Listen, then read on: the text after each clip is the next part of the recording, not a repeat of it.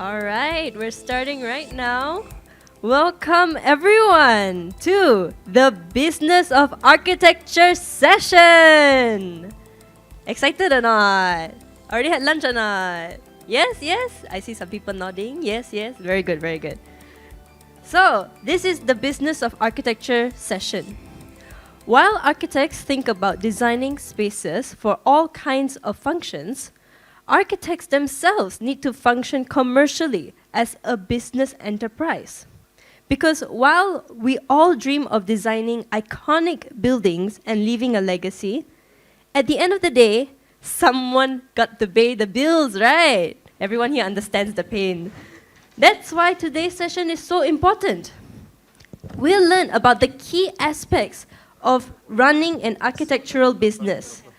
So, whether you're planning to start your own practice or work with a larger firm, understanding the business side of architecture is just as important as mastering the craft. Think about it. Every time we compete for a project, we're marketing our skills and our ideas. Every time we deliver a project, we're balancing creativity with deadlines and budgets. Today's session is based on the knowledge from attending courses at the Malaysian Institute of Management, MIM, and Harvard Business School. Our speaker isn't just an architect. He is a global trailblazer in sustainable design and leader in ecological architecture. He is known worldwide for bringing architecture and nature together in a way that doesn't just work, it harmonizes. He's been called one of the 50 people who could save the planet by The Guardian. He is also an architect, ecologist, and an author. He has published over 12 books. Ken was trained at the Architectural Association in London. He completed a doctorate at Cambridge, which laid the foundation for his lifetime's focus on the ecological design agenda. He has received prestigious awards in architecture, including the Aga Khan Award, the Merdeka Award from the Government of Malaysia, the Gold Medal from the Malaysia Institute of Architects, the Liang Si Cheng Award from the Architectural Society of China, and others. Over 6 decades, he has integrated ecology and architecture, turning his practice into a global benchmark for the innovation and sustainability crisis that now prevails. His built works are at many countries. In Malaysia, the Mesinaga Tower, IBM, which is a groundbreaking example of passive design. In Singapore, the Solaris Tower, with its breathtaking, iconic, eco-friendly structure, and it received the highest possible green certification granted by Singapore's Sustainable Building Benchmark. In United Kingdom, the Great Ormond Street Children's Hospital extension with cutting-edge green features like ground-source thermopiles, mixed-coat ventilation, and bioclimatic design. In India, the NEET University Master Plan. Everyone, please welcome our Dato Dr. Ken Yang. Thank you. That's a long introduction. Could have just said, his mommy loves him. Thank you for coming. What's David? David says he's going to rent a crowd. Never mind. I started practice, and at that time, the architectural community was dominated by 4 big firms: BP, MAA, Kumpulan, and Team Tree. They had about 60% of the market share. So how to compete? I had a cousin called Gary from Singapore who's a businessman. So he comes up he was very close to my mother, so he comes to KL once in a while. We would have dinner. So he said to me, "Ken, I hear you're in business." I said, "Well, I joined the practice with my former colleague at the AA, Tunku Robert. He says, now you are a businessman. So I said, thank you, Gary. So a few months later, he came up. And I said to him, Gary, if I don't have any projects, I have to quit. So we would talk until early in the morning, 2 o'clock or so. Then he said, what you need to do is to learn marketing. So I said, fine, where do I learn marketing? So he said, you have to go to the Malayan Institute of Management. And so off I went to Malayan Institute of Management, 580 ringgit, two lectures a week for 4 weeks. So I learned marketing.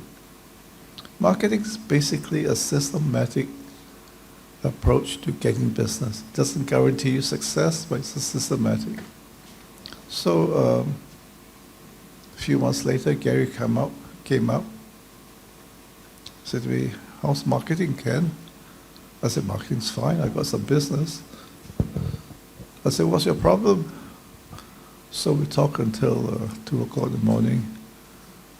We concluded I couldn't manage. So I said, go back to management school, learn management. So this time it wasn't, 4 weeks, it was 6 months of evening courses. So I took the full course in, the short course in management. So I came back again in about a couple of months' time. He said, Ken, marketing okay? I said, marketing's fine, Gary got some business. Managing okay? I said, managing's fine. So we talked until early morning. I said, what's your problem? I said, I'm not making money. So I had to go back to school to learn finance. And so he came back a couple of months later and says, marketing okay? I said, marketing is fine. Management okay? Management okay. Making some money? Some money. What's your problem? I said, I'm not happy, Gary. He said, go back to church. So anyway, that was that. So I'm going to talk a bit about the courses I attended at the Ministry of Management. And then it wasn't until 2002, when there was a recession here, I went to Harvard Business School to do a 1-week course on leading professional firms. So I learned a great deal. That's the story of 3 sons who inherited a lot of money from the father. They all inherited about 1 million each. So one's a doctor, the other one's a lawyer, the other one's an architect. And so the journalists interviewed them and they asked them, what you going to do with your inheritance? Well, the doctor said, I will remain a consultant, I remain a doctor, but I will live well with the rest of my money and I only handle the most difficult cases. So that's the doctor. Then asked the lawyer. The lawyer is very ambitious. The lawyer says, I'll build an empire for my next 3 generations. I put 1/3 of my money in the bank to earn interest, 1/3 in stocks and shares, and 1/3 in property. So that's the lawyer. He's ambitious. Will start up a business. So finally asked the architect, what do you do with your $1 million, $1 million ringgit? Architect, it's very easy. I put it in the bank, I practice architecture until I run out of money. To get it. No. Anyway, that's the lawyer, that's the architect, all right. So here we are. What I found is that schools of architecture teach architecture as an art and as a craft of building. But they're not as a business, as a commercial enterprise. But whether we like it or not, architecture is a business. But schools refuse to teach architecture as a business because I contend that they think it detracts from the purity of the art of architecture. They want architecture to be art, But like it or not, it is a business. And the problem is teachers do not have business acumen. Many teachers who teach architecture have no experience in having their own business. So how can they teach that to architects? I used to have a staff, and I said to her, you got to learn business. So she went to the Said School of Business at Oxford University. She came back and I said, what did you learn? She said, I learned this, this, and this, and this, and this. Then I said, Tell me about what you know about leadership. She explained to me, this is what they taught her. Then I came clear to me that doing a business, you've got to have practical experience. You can talk about the theory as an academic, but if you don't have the practical experience of running a business, you're not really teaching business. So it's the same with architecture. You can learn the theory of architecture from schools or from lectures, but when you're in the studio, you've got to have practicing architects to come in and give you the experience of designing. And so, because they don't teach business at schools of architecture, the saddest thing for me is that I see immensely talented students at school. When they go to practice, they think that being in the commercial world is the same as being in architecture in school. It's not. So I see, it's very sad to see immensely talented students fail in business because they don't have the business acumen. And that is so sad. Once that happens, their motivation to become an architect is gone. And then it's a very competitive business today. Do you know that only 10% of the art graduates from Singapore School of Architecture become architects? The others do something else. And so, if you set up a business that makes a loss, then you tell your family, it's just a hobby, If it breaks even, it says, I'm just trying to keep my people busy. It's a social service. If you have some cash, you say, it's just good luck. But you make big cash, you say, I just won the lottery. But actually it's not that, once they make big cash, you become a business. So like it or not, architecture is a business. Then I had to attend courses to learn, doing business. So I asked around, how do architects acquire business? 90% or more learn business by experience over time, by trial and error. If you learn about trial and error, then it's not systematic. And so, when something goes wrong, you ask yourself, how did we do it last year? What happened, through trial and error. But if you learn it systematically, it becomes hit and miss, that it comes systematically, then it doesn't guarantee you success, but at least you know where you went wrong. You have a greater sense of success. And so acquiring skills of business is very important for an architect, for a graduate. And this is what I tell all my people, all my staff, and that rather than do a second degree in town planning, a second degree in landscape architecture or urban design, go to school of business. And once you do that, you will be a different person. You'll see the world differently. When you go to a restaurant, you look at the menu, you look at the environment, you taste the food. But if you have a degree in business, when you look at a restaurant, you look at the people sitting there, look at the prices, look at the location. Within 20 minutes, you worked out how much money that restaurants are making.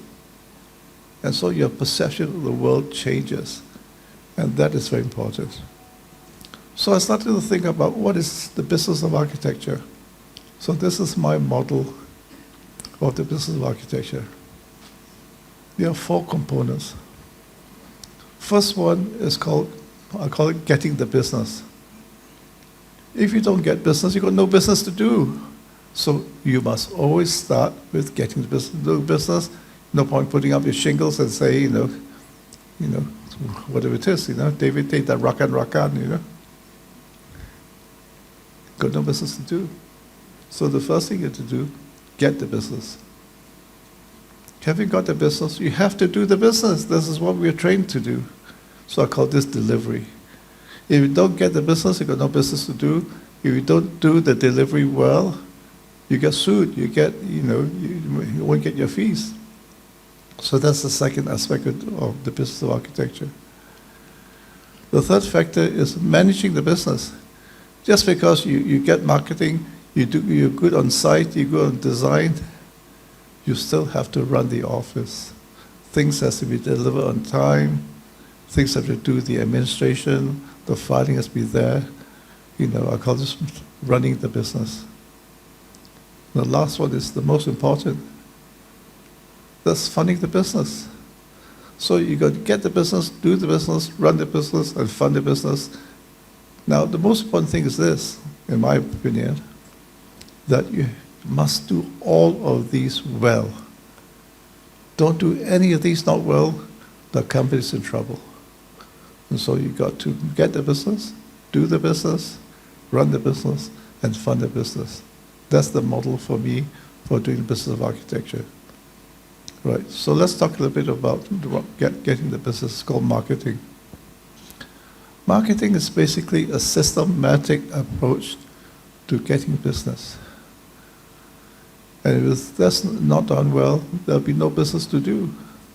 So you got to do the marketing that's part of your practice, right? This is the traditional definition of marketing. They call it the 5 Ps. Product, price, place, promotion, program. So with product definition is very important. So when I went to business school, the teacher would say to me, the lecturer would say to me, define your product, Ken. What are you selling? I said, I'm selling professional services. He said, no, you're selling paper. I said, what do you mean I'm selling paper? He says, you're an architect. Everything you do is on paper. Letters are on paper, your drawings on paper. Of course, now it's all electronic. So he says, so what does that mean? He said, when you buy your life insurance, all you need is just a sheet of paper saying what's your life insurance, what's your premium, and so forth. But when I bought my life insurance, I bought my life insurance for $1 million. It came in a beautiful wallet, you fold it out, a little certificate. You don't need to have all that. But the insurance company knows that you're buying the paper, they want to make the paper look nice. So that's one thing I learned, it says make the paper look nice. But product definition is very important. So he said, look, a cosmetic company called Estee Lauder, those are the ladies here, you know what Estee Lauder, cosmetic company, Estee Lauder. So somebody asked her, what product are you selling? What is your product definition? She doesn't say I'm selling cosmetic. She said, I'm selling hope. Selling hope? He says, if you use my cosmetic, people will find you more attractive. Your husband will love you more. She's selling hope. I said, that's interesting. So he asked, Shell, petrol company. So he asked Shell, what are you selling? You always answers that Shell is selling petrol. But Shell says, no, I'm selling energy. Because your product definition determines what applications you have for your product. So the first thing you need in product is to define your product. Define it in a way that will help you get business. Okay. The second one is place. Where is your market? Okay, they call it market segmentation. You can segment by geography. It says, I'm from the East Coast, I have my office in Kelantan, I deal with my segmentation is geographical. Another one would say, my segmentation is gender. I only work with women clients. Segmentation could be sector, public sector, private sector. So market segmentation is very important, and how you segment your market is up to you. Sometimes you don't have to target one segment, you can several segments at the same time. Then promotion means branding. How do you brand your product? Because branding is what people remember about you. And last one is, what's the time frame you're going to get it done? And so product definition is important. Define what you're selling, Architect's product is the service. And what is a professional service? Professional service is defined as a promise that you intend to fulfill. It is intangible. Okay, you cannot, when you buy a car, you can kick the tires, you can see whether they drive around, but architectural service is intangible. Of course, the client will say, well, how do I know you can do what I want? So they ask you, give me a free design. And that's what he does. He goes around, asks a free design from here and there. You got, 5, 6 designs. Then he gets all the ideas, get another cheaper architect, and that's how it works. I used to do that, and the guy says, I just want to go from Kenya, Don't give a free design, okay? But you have to make your promise attractive. What is price? Price is your product positioning. Are you high-end, middle, or low price? If it's low price, you have to sell by volume. High price, the market is very small. They call it the market segmentation pyramid. It's like a pyramid. The high-end people at the very top is about 2 to 10%. The middle is the largest, and the bottom, is the second largest. So, what you want to do is to make sure, if you're at the bottom end, you're selling commodity. You can be anything to anybody because it's the same. Or be bespoke means something very special about your product, whether it's a high, a medium, or low level product. This place, where is it located? Who's your target market? Who's your target customer? How do you segment it? Promotion, how do you get access to the market? Access to the market could be by cold calls. You just call up a company and says, hello, But as an architect, the difference between an architect and a tradesman is they cannot solicit and tout for work. But you can call up a company and says, can I register in your panel of architects? That's different. That's not soliciting. You're applying to register. And so access to the market by person, by referral. The most effective way of getting business by access market is by referral. You get somebody to recommend you. A lawyer recommends you, a doctor recommends you. Because the doctor says, use so-and-so because he's reliable. I know him, and I trust him. That's very important. Trust is very important. Okay? I'll tell you why it's important. If you make a mistake, you can say, well, the client will say, well, this is, you put a switch behind the door, says, oh, that's the latest aesthetic, or you do make a mistake, you say it's the contractor. You can always find a reason to make a mistake. But trust is absolute. You're either trustworthy or not trustworthy. And that is very important. You have to maintain trust. Okay. And so promotion is how to access the market by person, by referral, by direct mail. You can write to a company and says, I'm interested to be registered with your panel of architects. This is my brochure. Or the third is by internet. So when I started learning marketing about 1977, that's maybe about 40 years ago, 50 years ago, how do people make contacts? They join the clubs. They join the Rotary Club. They join a local community club, parents' children club. But now, the things that I learned in 77, the principles are there, but the approach is different. They use SEO and SMO. So you have to apply the principles to internet. SEO is search engine optimization. They have certain keywords. When the person put the keywords in, you're in the top 5 on his sheet. SMO is social media optimization. You use LinkedIn, you use Facebook, you use Instagram. So these are the techniques you use today, in marketing, or use blogging. And finally, program, what's the time frame to get it done? It's very important to get time frame because after that period of time frame, you evaluate your approach again. It says, am I doing the right thing? What did I do wrong? And so these are the 5 P's of marketing: product, price, place, promotion, and program. So use this as a guide, as a checklist. So here we are.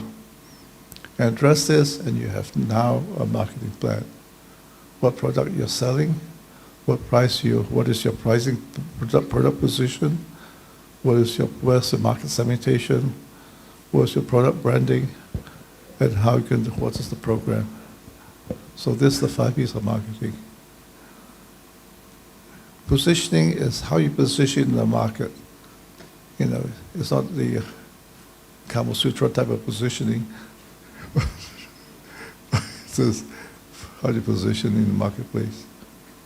The American Institute of Architects say that there are 3 types of architect firms. The first type is called design emphasis. That means, design emphasis means the type of architect firm, the emphasis means, what are you best known for? The design emphasis means you're designed for innovation and design. Second type of emphasis is called the service emphasis. You're very responsive. The client says, at 3:30 in the morning, I want you on site, you go on site. That's good service. The type of firm is called production firm. These are the big firms. The client says, I want a set of drawings by tomorrow, you get it done by tomorrow. I want to do a big project, you should know, no problem, I can give you the design. You want to have good management, I can do that. So that's the third type of firm. The fourth is what you call also, I was talking to William Lim the other day, bless his soul. I said, William, these are the 3 types of firms that the AIA, American Institute of Architects, define. He said, you forgot the 4th category. I said, Willie, what's the 4th category? The no emphasis firm, the firm that has nothing, no entity, no emphasis. And so now, no position, no focus. So these are the 4 basic focus that you can have, right? Now, just because you are a design emphasis firm, it doesn't mean you give bad service, you can handle large projects. You can do all the others, but that's not what you're best known for. You have to decide in the theory of positioning, which of these are you going to be best known for? For design, for service, for production, for no emphasis? So align yourself with these, and then this is how you market yourself, because this is your position in the marketplace. Now, when you have a product, why would people buy your product? Why would people buy your product?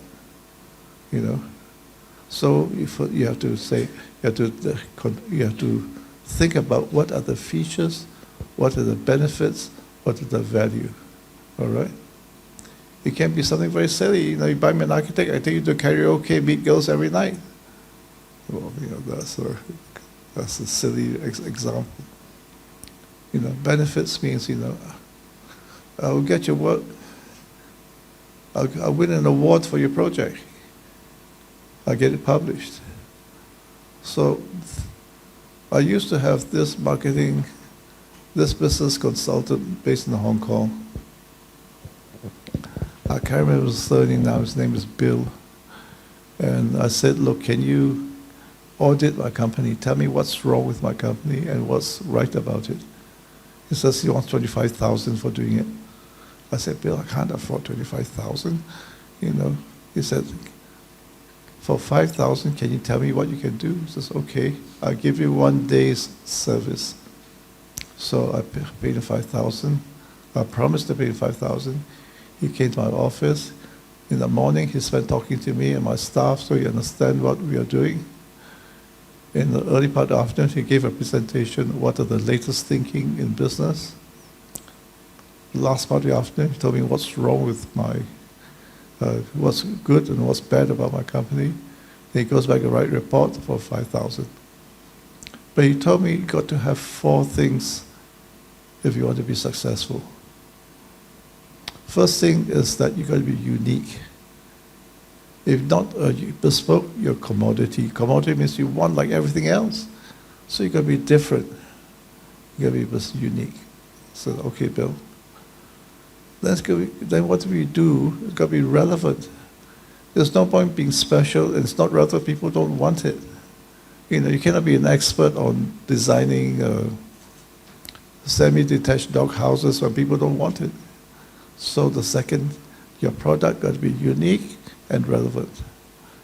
And third, it's going to be credible. You say, I can do this, but do people believe you? You can make it believable. And finally, it can be current. It got to be, whatever you do should be as everybody's tips, tips of everybody's tongue. And finally, we go in compelling. That's the most difficult one. Compelling means people look at your product and says, I got to buy it, I got to have it. So these are 5 factors you must create with your product. Is it unique? How do you differentiate? Is it relevant? Is it pertinent to the community? Is it credible? Can I believe you? Do you have examples? Is it current? Is it the latest thing, latest trend? If it's old hat, is it compelling? Is it so damn attractive I got to have it? Or whatever. So use this as a checklist to redefine your product. Unique, relevant, credible, current, compelling. So I said to Bill, you could just send me a note and tell me this rather than me pay $5,000, either 5,000 ringgit, 5,000 US dollar actually. Anyway, so this is what I learned from my marketing business consultant. You have to achieve all these features in your product. Unique, relevant, credible, current, compelling. So then you've got to have a current marketing strategy. Now this strategy is invented by a person called Ansoff. He's both a management person as well as an engineer, I think. His full name is Igor Ansoff. And this is, he calls, in the marketing world, they call this the Ansoff matrix, or market strategy. What is business? Business, you're selling a product to a market. That's all there is. You can see a product and a market. Okay? Business is selling a product market at a price which is higher than what it costs you to produce it. The difference is your profit. That's the definition of business, selling a product to a market at a price higher than what it costs you to make it. So this is Ansoff's matrix. So now, product, you can have an old product, you have a new product. Old product means what you've been doing all along, architecture. Then suddenly you said, well, I want to do urban design as well. So that's a new product. Or you want to do project management, that's a new product. So your product, you have an old product, new product, and every year, or every once in a while you say, this is what I'm selling, how can I, what else can I sell to get more money, right? Like, I went to Boost orange juice, not only selling orange juice, he sells little, biscuits and little cakes. This is the new extension, that's an extension to this product. Then the market, that's the old market of those people who have given you business for years, and their new market, the new people who give you new work. So you're always looking for new market, and that's the old product and your new product. Now, if you're in the old product, then the strategy is that the easiest way to start marketing is to sell your old product to your old market, the people you've been doing business with. And the strategy is to intensify the relationship. Give me some more business, intensify the relationship.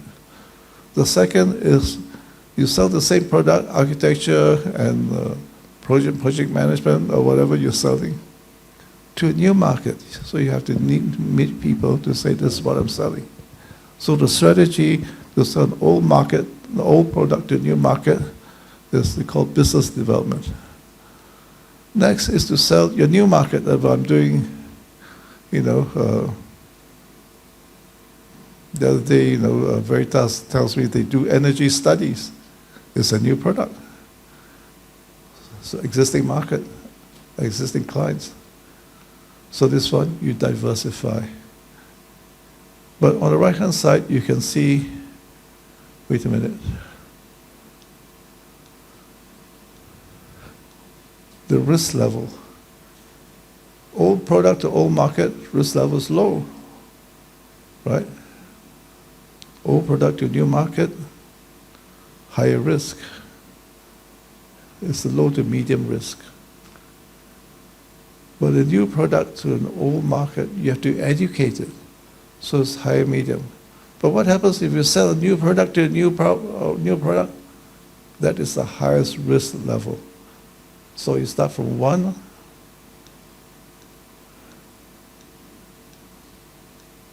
1, 2, 3, 4. Okay. So this is your strategy for thinking of your marketing approach, whatever you want to think about it. Okay? With 4, you have to educate the market because it's a new product.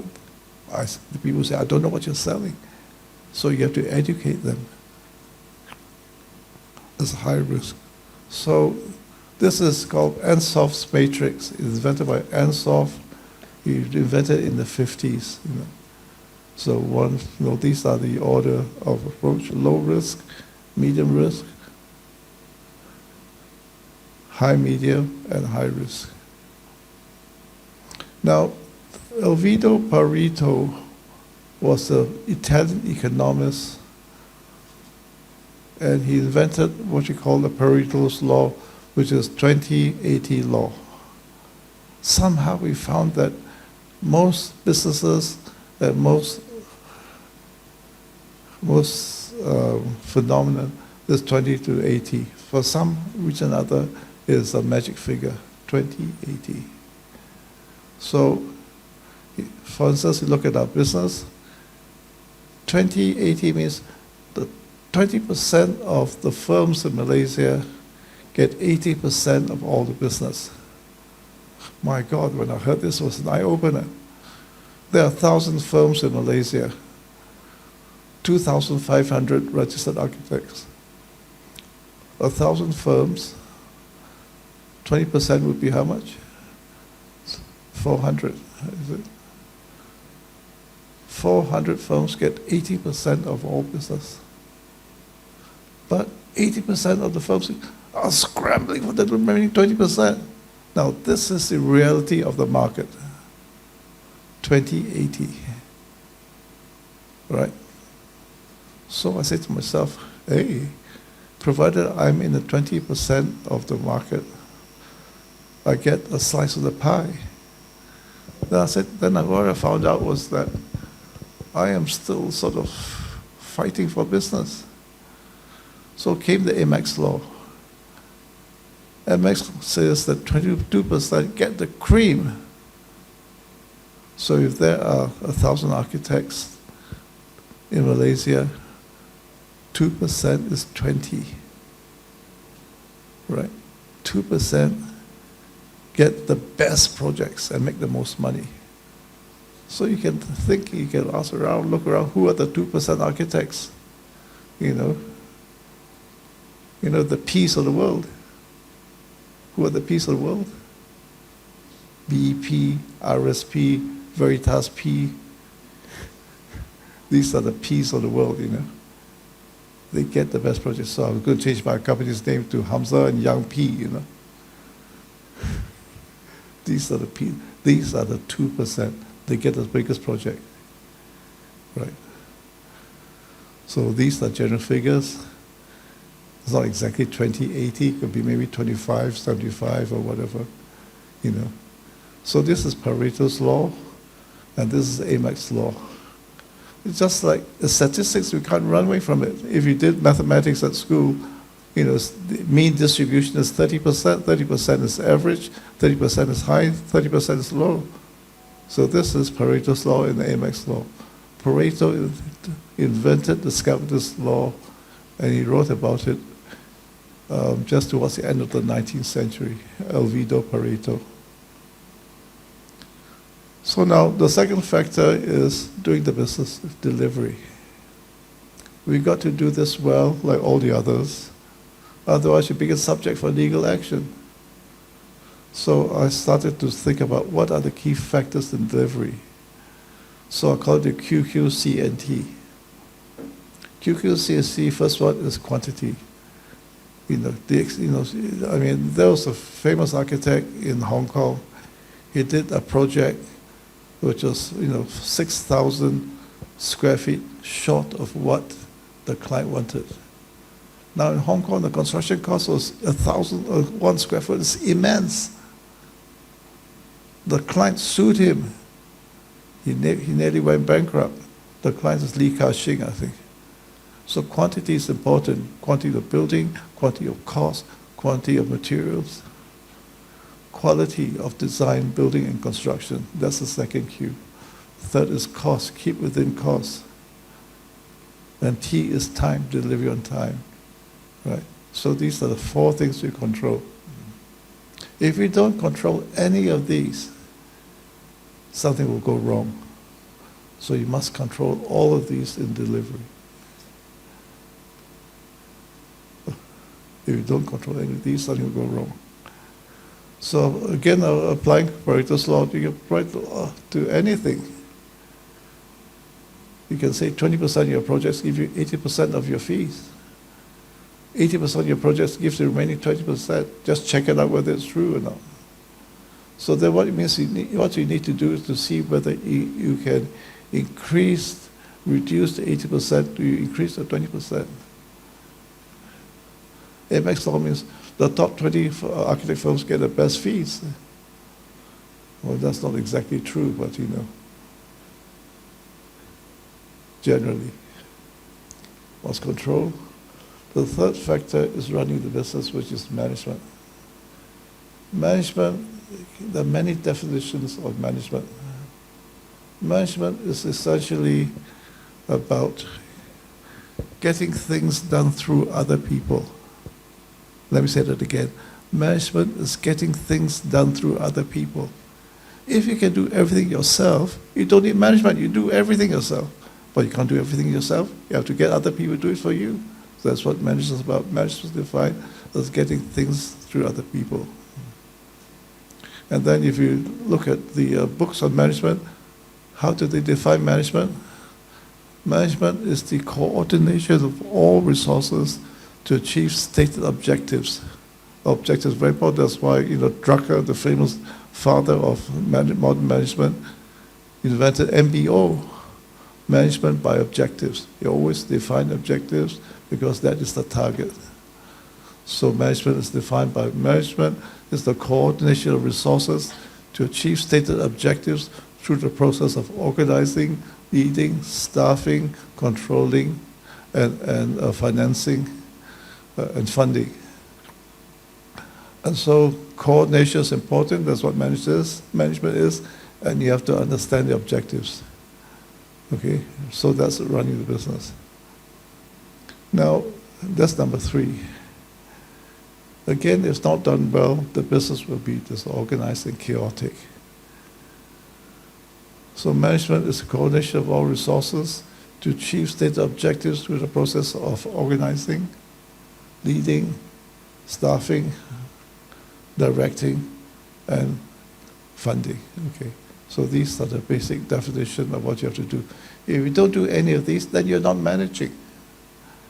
I just found out another definition of managing is that managing is like reading a book backwards. Okay, imagine when you get a book, you don't read from front to the back, you read the last chapter first. That means you know the ending before, so that you know where that is what you're going to arrive at. I started, when I oversee a student writing a master's thesis or a doctorate, I say to them, write the last chapter first. If you don't write the last chapter, you don't know how it's going to end, right? So I started doing my doctorate, back in 1972. That's about 40, 50 years ago. I had a Mexican friend who was the same time as me, same school, same supervisor. I went to see him about 5 years ago. I went to Mexico City. I stayed with his wife and his wife. And 40 years later, he still hasn't finished. He hasn't even written a conclusion. So management is like reading the book backwards. controlling. If you don't control, then things can go wrong. When I delegate work to my staff, I said, this is what you have to do. I said, I never tell my staff to do anything without agreeing a reasonable period to get it done. I said, when you going to get it done? It's, 1 week. Okay, 1 week. Now, if you don't control, I wait for 1 week. I said, this is not right, this is not this right. So between now and next week, and that week, end of the week, I look at the work in progress. Then you're controlling. So you must do all well again. If you don't do any of this well, the management will go haywire. So this is definition of management. Or something will go wrong in any of these. And you have to monitor all regularly. Okay? Now this is very important because I was talking to one of my staff who went to the Said School of Management in Oxford University. And I realized that, to teach her the wrong things, teach her in a way this shows that the lecturer himself has no experience in management. He knows the theory but not the experience. So there are 4 leadership styles. First one is autocratic. Autocratic is like Hitler or Mussolini. You do this and nothing else. I know people like that. A lot of architects are like that. A lot of leaders are like that. I want you to do this, nothing else. But you tell a designer to do it this way, he'll say, well, screw you. You get a draftsman to do it. I'm a designer, I'm creative. But this is the autocratic leadership style. You direct, say, do it this way, nothing else. Second is consult. Democratic. Democratic means let's discuss. Let's collaborate. What ideas do you have? So it's for creative work. Then when it's democratic, you make use of the brains of other people who are smarter than you. Third is liberal. Liberal, I suggest you do this, When you design something, I suggest you do it with this form, with this shape, this. But what you do is up to you. So autocratic, democratic, liberal. The third is free rein. Do whatever you like. So these are the 4 basic leadership styles. But which one's best? The one that you use is best. So the IBM calls this situational leadership. That means you choose the style appropriate to the task, to the situation you're in. Okay? Adopt the appropriate style to the situation and conditions they had. Autocratic means if it's routine. Routine means certification. I don't tell my secretary, says, hey, how shall we do this certification? How shall we do this letter of award? It's routine. So you do it this way, nothing else, because you don't want her to do anything else except what is the standard practice. Or you have limited time, you've got to do it by tomorrow. So you tell my staff, I'm very sorry, I'm going to affect your this creativity, but this is what we have to do by tomorrow, do it this way. The next one's capability. If the staff is very capable, you're not going to tell them exactly what to do because they'll say, piss off. I'm going to mind on my own, So, or the person that has no capability is a young architect. You cannot just tell him, do whatever you like. You have to direct him, so this is the way to do it. So that's the autocratic. So the situation is important. Is routine, is it limited time? What's the capability of the person you're dealing with? Democratic means is creative. You sit down and says, let's consult, that's what ideas you have. Then you're making use of the brains of other people, and some of them are smarter than you. So that's very important. And smartness has nothing to do with age. You're either smart or not smart. There used to be a leader in PAM called Kington Liu from BEP. He hates me, I don't know why, but I think I know why. 1983, I wanted to become president of PAM. He said to me, you're too young, Ken. You don't know anything. I said, Kington, I don't have to be old to be smart. If I had to be old to be smart, you'll always be older than me, you'll always be smarter than me. So age and smartness has nothing to do with age. Same with talent. I see a kid who just graduated, I said, my God, he's just a graduate. He has so immense talent, he's just a kid. And so smartness and talent has nothing to do with age. Liberal is, I suggest, is for creativity. So if it's a creative project require ideas, then you cannot be autocratic. You have to say, look, let's suggest this, suggest that, because sometimes you are more experienced than your designer. The designer wants to do this. I said, yeah, but I think this is more appropriate, you suggest. And free rein is whatever you like. Abdicate. When I work with my staff, sometimes I'm autocratic, most times I'm democratic, occasionally liberal, but I'm never free rein. Free rein means whatever you like, however you like, whenever you like. That's no way to manage anything. Okay. Now this is very important, called the farmhouse. I learned this from a friend of mine who's a lawyer, and this is back in the early 80s. One of the most important management consultancies in the world was called the Boston Consulting Group, or the BCG. They invented the farmhouse concept. The farmhouse consists of 4 compartments. 4 compartments, there's actually a very good theoretical framework. The farmhouse analogy is invented by the Boston Consulting Group maybe about 30, 40 years ago. So what is in each of these compartments? First one is the milking cow. So when you start business, that's what you need. You need the cow, called the milking cow, because what does the cow do? The cow just eats grass. You milk it, you sell the milk for money. So let's say you're starting a practice. You've got to have a milking cow. If you don't have a milking cow, you're going to be in trouble. You've got no money. So a lot of architects, work doing milking cow. They work part-time in 7-Eleven, or they teach at schools of architecture. They have income. Meanwhile, they run their practice. So that's the first thing you need to do.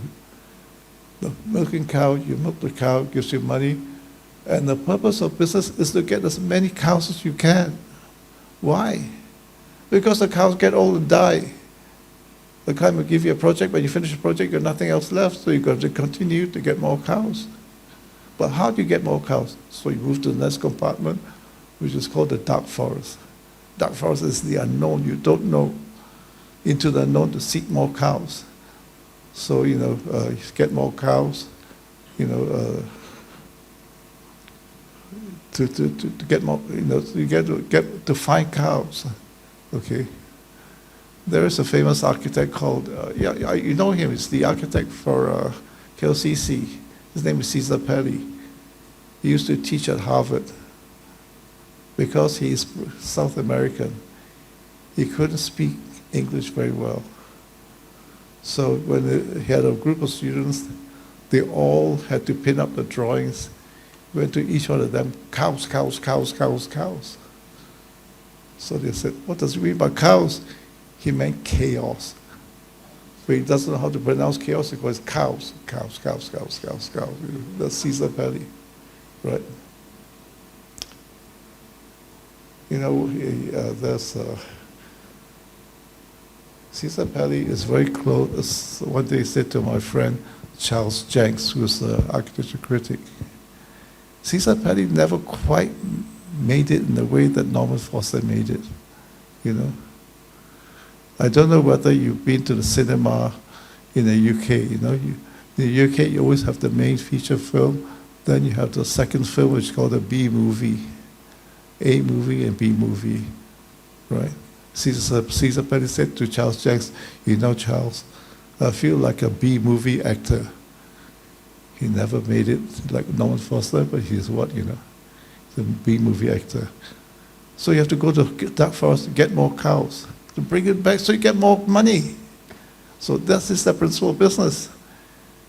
Milking cow, make money. go to dark forest, get more cows. So you make, you what, what was just one, dollar sign is now $2 signs, right? But not all cows are immediate.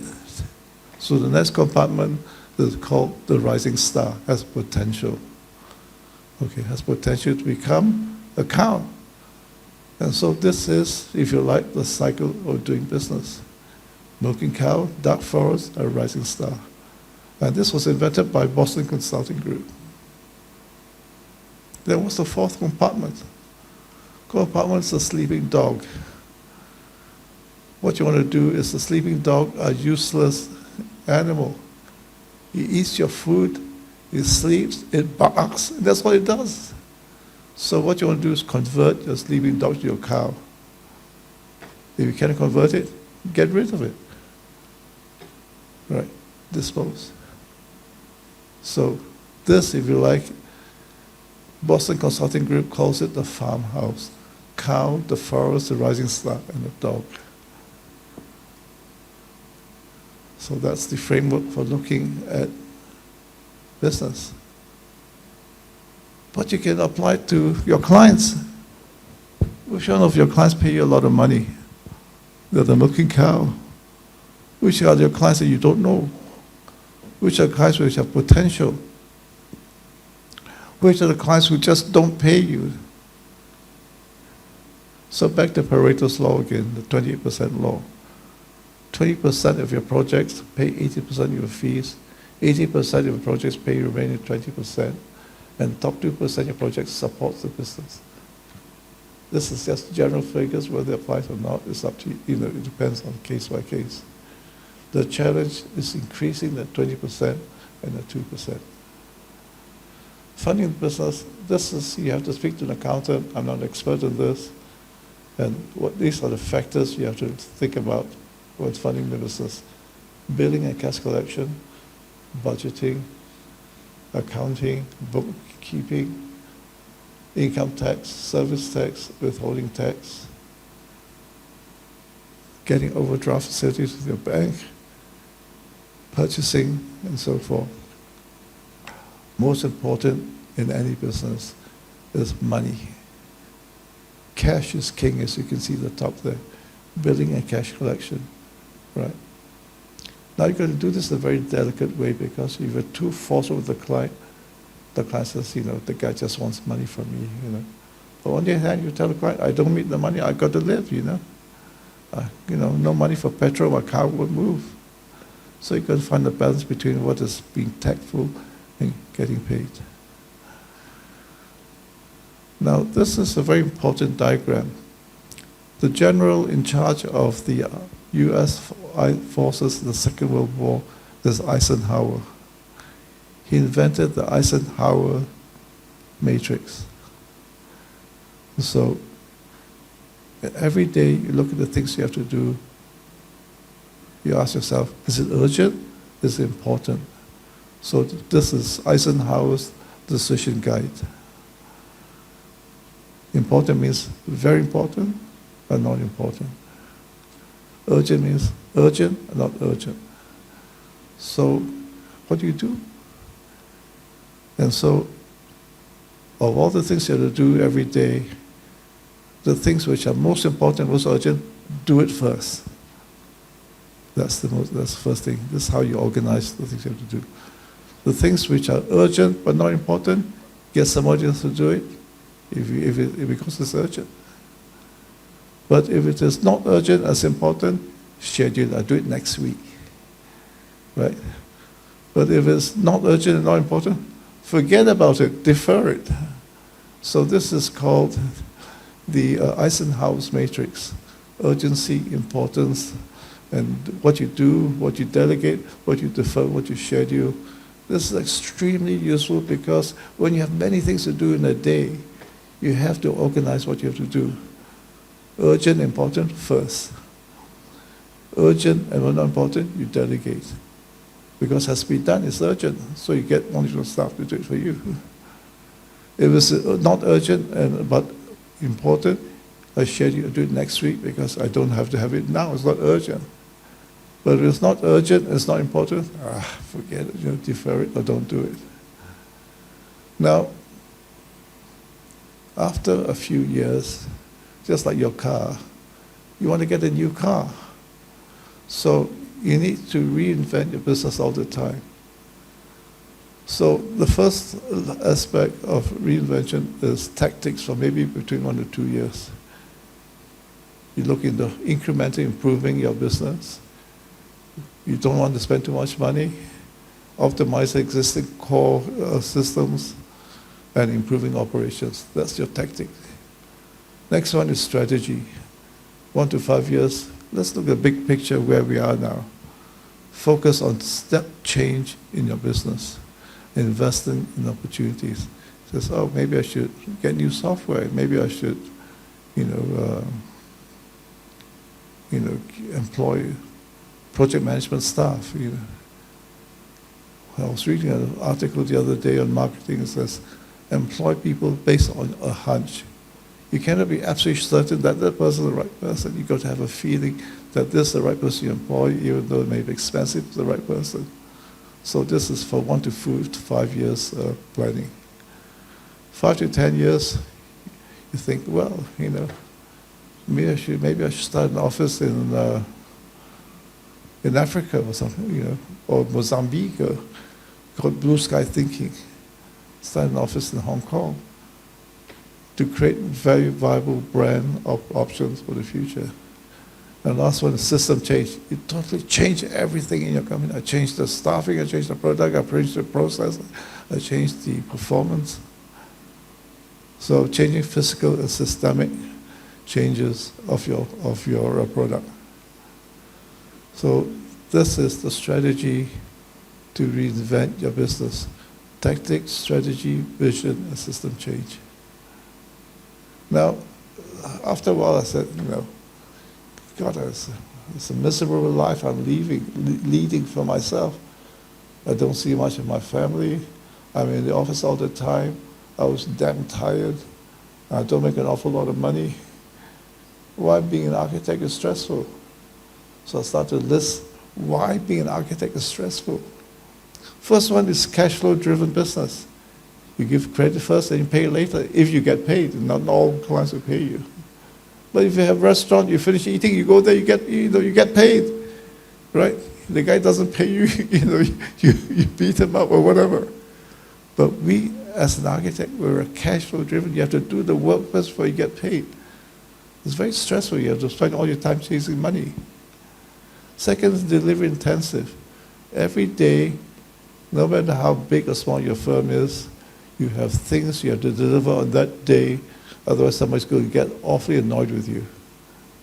Certification, a letter of award, collecting money, inspecting a factory has to be done. So it's delivery intensive. Cash flow driven, delivery intensive. Next thing is that you're doing concurrent tasks. Now let's say you're in the car business. You don't do the sales, you don't do the marketing, you don't do the management, you don't do the financing, you don't even do the production. But as an architect, you have to do everything. You have to produce, you have to manage, you have to sell, you have to do everything yourself. So you're doing multiple business functions by the same person in the same company. Of course, you can delegate, If you're a big firm, you say, so-and-so looks after profit and loss, so-and-so looks after, staffing, another look after, issues, another look after project management. But when you do that, you lose control. You have to be, you have to know exactly what's going on in each part of the business. So that's why it's been concurrent, because you as an architect have to do multiple business functions. That makes it very stressful. Then you're always constantly troubleshooting. Now, no matter how good you are, no matter how careful you are, something will go wrong. Now, if something goes wrong, if you don't attend to it straight away, it exacerbates, it gets worse. So I call it troubleshooting. You're constantly fighting fires. And that's the vicissitude of being an architect.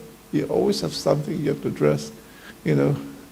Talking about something you address, one thing you need to know is that all staff are very good at upward delegation.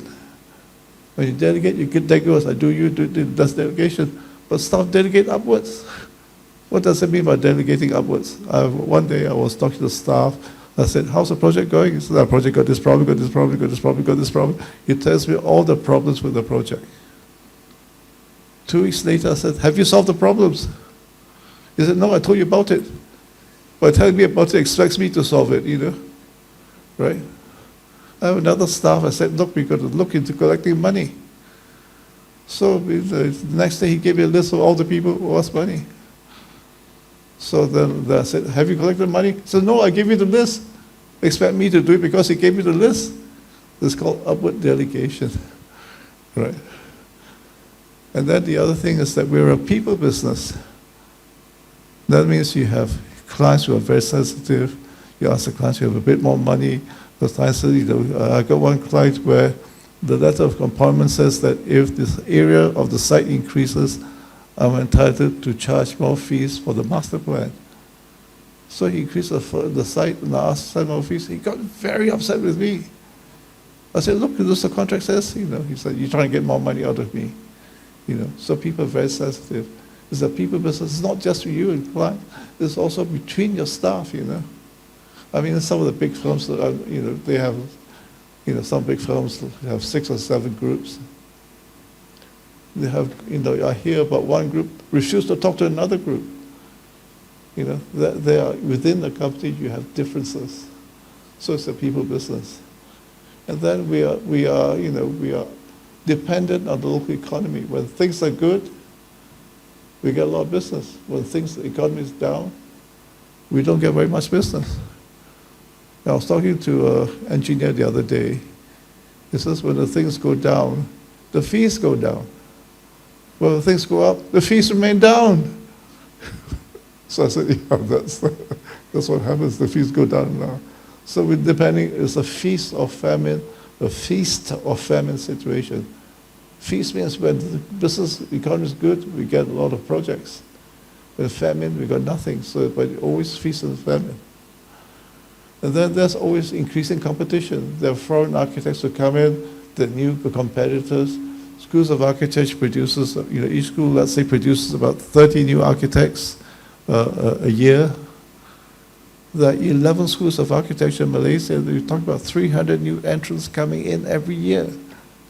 Can you imagine what it's like? In Singapore, only 10% of the graduates, go into practice.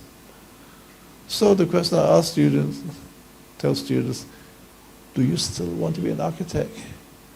And the teachers, the lecturers get incredibly annoyed with me. Here I am, I'm trying to teach architecture. You tell my students not to be an architect. I said, yes, only if you have the passion for it. If you have passion for it, you can tolerate all this rubbish. But if you don't have a passion for it, do something else, Do you know the person who sells kway teow, down the road? It doesn't have to be a high-end kway teow. It takes him 7,000 a month. That's incredible. The actual cost is maybe about 2,000. He makes about 5,000. Just selling kway teow. Near my office, there's the old market square. And that's a guy who sells one-ton noodle, But he's just one stall in the kopitiam, but he's got a long table because he's got a conveyor line. He puts the noodles and some puts the sauces and this to put the one in the noodle. My God, he must make about 40,000 a month. Because everyone is busy, it's packed, everybody wants to get his what, So now, of course, you have to decide, do I want to be an architect or do you want to be a one-ton noodle seller? Only thing is that there's no status being a one-ton noodle seller. And then there's long hours, so we come in the morning, go to market, to buy the food, to buy the produce. And so be an architect, you have the passion for it. So I'm going to conclude now. What are the key factors in the business of architecture? Must get the business, must do the business well, you must run the business, and you must fund the business. And you must do all of these factors well.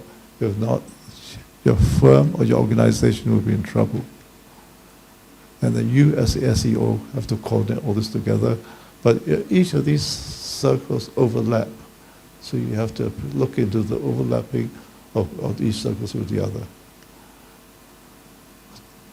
I must do all well, just to summarize. Okay?